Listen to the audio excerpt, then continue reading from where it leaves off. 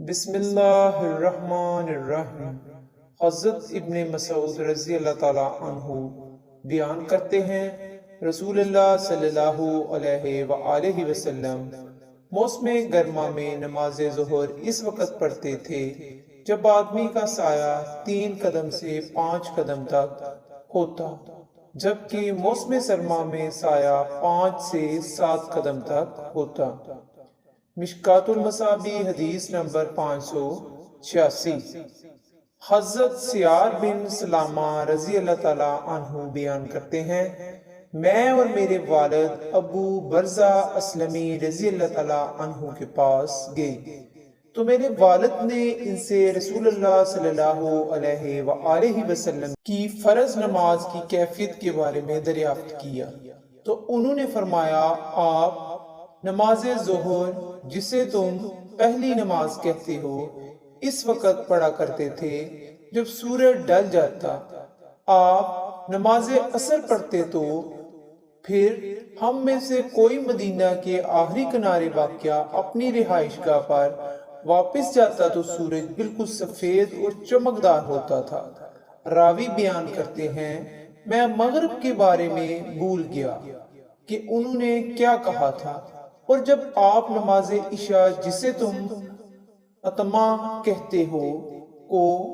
تاخیر سے پڑھنا پسند فرماتے تھے، آپ اس نماز عشاء سے پہلے سو جانا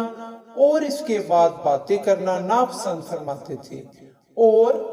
آپ نماز فجر میں سلام پھیر کر نمازیوں کی طرف رخ فرماتے تو اس وقت ہر نمازی اپنے ساتھ والے نمازی کو پہچان لیتا تھا، اور آپ 60 سے 100 آیات تک تلاوت فرمایا کرتے تھے۔ اور ایک روایت میں ہے، آپ صلی اللہ علیہ وآلہ وسلم نماز عشاء کو تہائی رات تک بغیر کسی پرواہ کے مؤخر کر دیا کرتے تھے، اور آپ نماز عشاء سے پہلے سونا اور اس کے بعد باتیں کرنا کو ناپسند کیا کرتے۔ مشکات المصابی حدیث نمبر 587۔ حضرت محمد بن عمر بن حسن بن علی رضی اللہ تعالیٰ عنہ بیان کرتے ہیں، ہم نے جابر رضی اللہ تعالیٰ عنہ سے نبی صلی اللہ علیہ وآلہ وسلم کی نمازوں کے بارے میں دریافت کیا تو انہوں نے فرمایا، آپ نماز ظہر زوال آفتاب کے فوراً بعد جبکہ عصر اس وقت پڑھتے جب سورج خوب روشن اور چمکدار ہوتا، اور مغرب اس وقت پڑھتے جب سورج غروب ہو جاتا، جبکہ عشاء کے بارے میں ایسے تھا کہ جب لوگ زیادہ اکٹھے ہو جاتے تو آپ صلی اللہ علیہ وآلہ وسلم جلدی پڑھ لیتے،